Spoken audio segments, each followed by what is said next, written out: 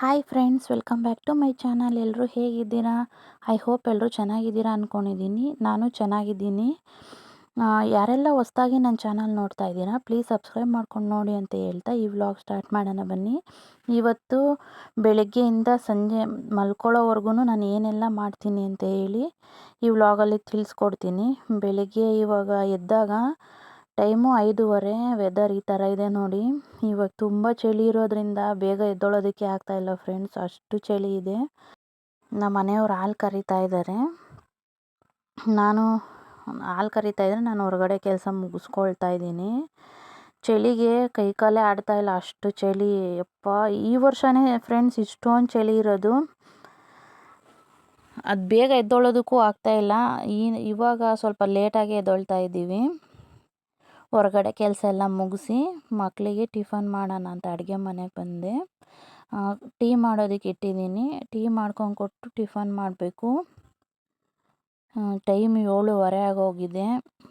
ಯಾವಾಗಲೂ ಅಷ್ಟೇ ಫ್ರೆಂಡ್ಸ್, ಹೊರಗಡೆ ಕೆಲಸ ಮುಗಿಸೋ ಅಷ್ಟರಲ್ಲಿ ಟೈಮ್ ಆಗೇ ಹೋಗುತ್ತೆ. ಎಷ್ಟೊತ್ತಿಗೆ ಎದ್ರೂ ನೈಟ್ ಮಲ್ಕೊಳ್ಳೋದು ಲೇಟ್ ಆಗುತ್ತೆ. ಟೀ ಮಾಡಿಕೊಟ್ಟು ಟಿಫನ್ಗೆ ಟೊಮೊಟೊ ಬಾತ್ ಮಾಡೋಣ ಅಂತ ರೆಡಿ ಮಾಡ್ತಾಯಿದ್ದೀನಿ. ಮತ್ತು ಟಿಫನ್ ಮಾಡೋದಕ್ಕೆ ಆಗಲಿ ಅಡುಗೆ ಮಾಡೋದಕ್ಕೆ ಆಗಲಿ ನಾನು ಮೊದಲೇ ಎಲ್ಲ ರೆಡಿ ಮಾಡಿ ಇಟ್ಕೊಳ್ಳೋದಿಲ್ಲ. ಟೈಮು ಸಾಕಾಗಲ್ಲ ಅಂಥೇಳಿ ಹಾಗೆ ರೆಡಿ ಮಾಡ್ಕೊಳ್ತಾ ಹಾಗೆ ಗ್ಯಾಸ್ ಮೇಲೆ ಮಾಡ್ಕೊಳ್ತಾ ಇರ್ತೀನಿ. ಪಕ್ಕದಲ್ಲಿ ಏನು ಬೇಕೋ ಅದು ಕಟ್ ಮಾಡಿಕೊಂಡು ಮಾಡ್ಕೊಳ್ಳೋದು.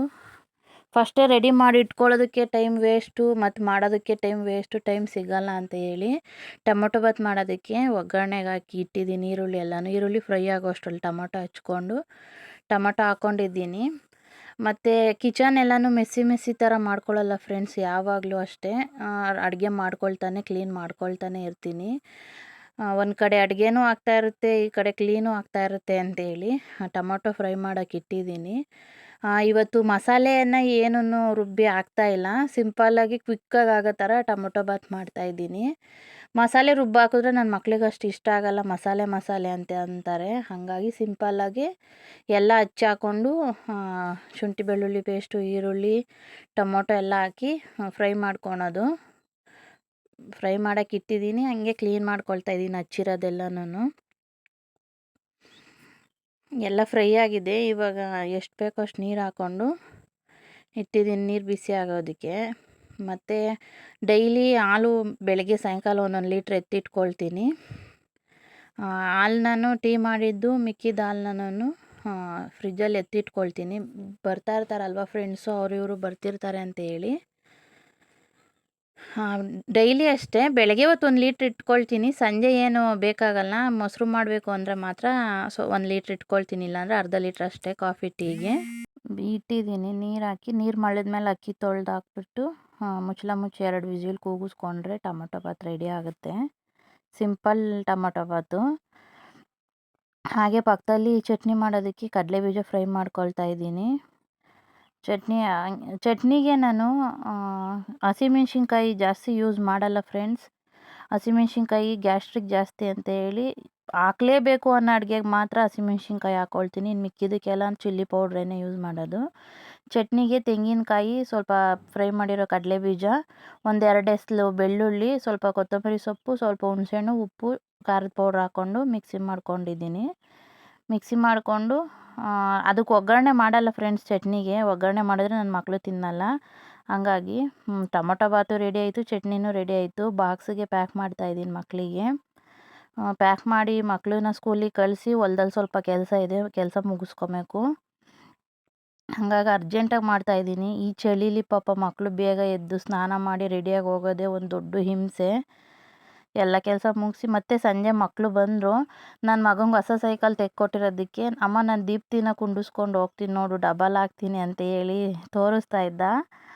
ಖುಷಿಯಾಗುತ್ತಲ್ವ ಫ್ರೆಂಡ್ಸ್, ಏನೇ ಆಗಲಿ ಮಕ್ಕಳು ಮಾಡೋದೆಲ್ಲನೂ. ನನ್ನ ಮಗ ನಾನು ಬೇಗ ಕಲ್ತ್ಕೊಂಡು ಬೇಗ ದೀಪ್ತಿನ ಕುಂಡಿಸ್ಕೊಂಡು ಹೋಗ್ತಿದ್ದೀನಿ ನೋಡು ಅಂತ ಹೇಳಿ ನೋಡು ಅಂದ. ಅದಕ್ಕೆ ಅದೊಂದು ಸ್ವಲ್ಪ ಕ್ಲಿಪ್ ತೊಗೊಂಡೆ. ಮತ್ತು ಸಂಜೆ ನಮ್ಮ ಮನೆಯವ್ರು ಹಾಲು ಕರ್ಕೊಟ್ರು. ಅದು ಹಾಲು ನಾನು ಕರಿತಾ ಇಲ್ಲ ಫ್ರೆಂಡ್ಸ್, ಅದು ಒದಿಯುತ್ತೆ. ಹೆಂಗಸ್ರು ಕರೆದು ರೂಢಿ ಇಲ್ಲ ಅದಕ್ಕೆ. ಹಂಗಾಗಿ ಹಾಲು ತಗೊಂಬಂದು ಸಂಜೆ ಟೀ ಮಾಡಿಕೊಟ್ಟು, ಸಂಜೆಗೆ ಬೆಂಡೆಕಾಯಿ ಗೊಜ್ಜು ಮತ್ತು ಮುದ್ದೆ ಮಾಡೋಣ ಅಂತ ಹೇಳಿ ಅಡುಗೆಗೆ ರೆಡಿ ಮಾಡ್ತಾಯಿದ್ದೀನಿ.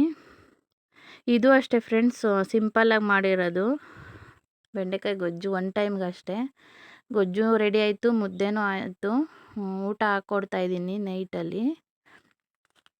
ನಮ್ಮ ಮನೆಗೆ ಯಾವ್ದು ಮಿಸ್ ಆಗುತ್ತೋ ಇಲ್ಲೋ, ನೈಟ್ ಮಾತ್ರ ಮುದ್ದೆ ಮಿಸ್ ಆಗಲ್ಲ ಫ್ರೆಂಡ್. ಬೇಕೇ ಬೇಕು ನಮ್ಮ ಮಾವಂಗೆ. ಬೆಳಗ್ಗೆನೂ ಟಿಫನ್ ತಿನ್ನೋದಕ್ಕಾಗಲ್ಲ ಅವ್ರಿಗೆ. ಆದರೂ ಒಬ್ರಿಗೇನೆ ಮಾಡೋಕ್ಕಾಗಲ್ಲ ಅಂತೇಳಿ ಮಾಡಿರೋದನ್ನೇ ತಿಂತಾರೆ. ನೈಟ್ ಮಾತ್ರ ಮಿಸ್ ಮಾಡೋಂಗೇ ಇಲ್ಲ ಮುದ್ದೆ. ನನ್ನ ಮಕ್ಳಿಗೂ ರೂಢಿ ಮಾಡಿದ್ದೀನಿ, ಅವರು ಸ್ವಲ್ಪ ಮುದ್ದೆ ತಿಂತಾರೆ. ಎಲ್ಲ ಊಟ ಎಲ್ಲ ಆದಮೇಲೆ ಪಾತ್ರೆಗಳು ಇವತ್ತು ಹೊಲ್ದಲ್ಲಿ ಸ್ವಲ್ಪ ಕೆಲಸ ಇತ್ತು ಅಂತ ತೊಳೆದಿರಲಿಲ್ಲ, ಜಾಸ್ತಿ ಇದ್ವು. ಪಾತ್ರೆಗಳ್ನೆಲ್ಲ ತೊಳ್ಕೊಳ್ತಾ ಇದ್ದೀನಿ ನೈಟು. ಇವತ್ತೇ ಅಂತಲ್ಲ, ಡೈಲಿ ಅಷ್ಟೇ. ಮನೆ ಅಡುಗೆ ಎಲ್ಲ ಆದಮೇಲೆ ಊಟ ಮಾಡಿ ನೈಟ್ ಮಲ್ಕೊಳ್ಳೋಕ್ಕೂ ಮುಂಚೆ ನಾನು ಪಾತ್ರೆ ಎಲ್ಲ ತೊಳೆದಿಟ್ಟು ನೀಟಾಗಿ ಅಡುಗೆ ಮನೆ ಕ್ಲೀನ್ ಮಾಡೇ ಮಲ್ಕೊಳ್ಳೋದು ಡೈಲಿ. ಊಟ ಮಾಡಿರೋ ಎಂಜಲು ತಟ್ಟೆನ ಹಾಗೇ ಇಡಬಾರ್ದು ಅಂತ ದೊಡ್ಡೋರು ಹೇಳ್ತಾರಲ್ವ, ಹಂಗಾಗಿ ಇದು ಇವತ್ತಿನಿಂದ ಬಂದಿರೋದಲ್ಲ, ಅವತ್ತಿನಿಂದನೂ ರೂಢಿಯಾಗಿ ಹೋಗಿದೆ. ಎಲ್ಲ ಕ್ಲೀನ್ ಮಾಡಿ ಮತ್ತೆ ನಾನು ವಿಡಿಯೋ ಎಡಿಟಿಂಗ್ ಮಾಡಿ ನೈಟ್ ಮಲ್ಕೊಳ್ಳೋ ಅಷ್ಟರಲ್ಲಿ 11, 11:30, 12 ಗಂಟೆ ಆಗೇ ಹೋಗ್ಬಿಡುತ್ತೆ. ಪಾತ್ರೆ ಎಲ್ಲ ತೊಳೆದಿದ್ದಾಯಿತು, ಗ್ಯಾಸ್ ಎಲ್ಲ ಕ್ಲೀನ್ ಮಾಡ್ಕೊಳ್ತಾ ಇದ್ದೀನಿ. ಇದು ನನ್ನ ಡೈಲಿ ರೊಟೀನು, ಒಂದೇ ದಿನ ಅಂತಲ್ಲ. ಎಲ್ಲ ಪಾತ್ರೆಗಳು ತೊಳೆದಿದ್ದು ಆಯಿತು, ಗ್ಯಾಸ್ ಎಲ್ಲ ಕ್ಲೀನ್ ಮಾಡಿಕೊಂಡು ಮತ್ತು ಪಾತ್ರೆ ತೊಳೆದಿರೋವೆಲ್ಲ ಜೋಡಿಸಿ ಎತ್ತಿಟ್ಟು ಆಮೇಲೆ ಮಲ್ಕೊಳ್ಳೋದು. ನೈಟ್ ಕ್ಲೀನ್ ಮಾಡಿ ಮಲ್ಕೊಂಡ್ರೆ ಬೆಳಿಗ್ಗೆ ಎದ್ದಾಗ ಫ್ರೆಶ್ ಫೀಲ್ ಅನಿಸುತ್ತೆ ಅಡುಗೆ ಮನೆಗೆ ಬಂದಾಗ. ಅದಕ್ಕೋಸ್ಕರ ನೀಟಾಗಿ ಕ್ಲೀನ್ ಮಾಡ್ಕೊಳ್ತೀನಿ. ನಾನು ಒಬ್ಬಳೇ ಅಂತ ಅಲ್ಲ, ಎಲ್ಲ ಗೃಹಿಣಿಯರು ಇದೇ ಥರ ಮಾಡ್ತಾರೆ. ನಾನೇನು ಸ್ಪೆಷಲ್ಲು ಅಂತ ಏನಿಲ್ಲ, ಎಲ್ಲರೂ ಮಾಡೋದೇ ನಾನು ಮಾಡೋದು. ಎಲ್ಲ ನೀಟಾಗಿ ಕ್ಲೀನ್ ಮಾಡ್ಕೊಂಡಿದ್ದಾಯಿತು. ನೀಟಾಗಿದ್ದರೆ ಖುಷಿ ಆಗುತ್ತಲ್ವಾ. ಎಲ್ಲ ಕ್ಲೀನ್ ಮಾಡಿದ್ಮೇಲೆ ಎಷ್ಟು ಚೆನ್ನಾಗಿ ಕಾಣಿಸುತ್ತೆ ಫ್ರೆಂಡ್ಸು, ನೋಡೋದಕ್ಕೆ ಒಂಥರ ಖುಷಿ ಅನಿಸುತ್ತೆ. ಎಷ್ಟು ನೀಟಾಗಿ ಕಾಣಿಸ್ತಿದೆ ನೋಡಿ.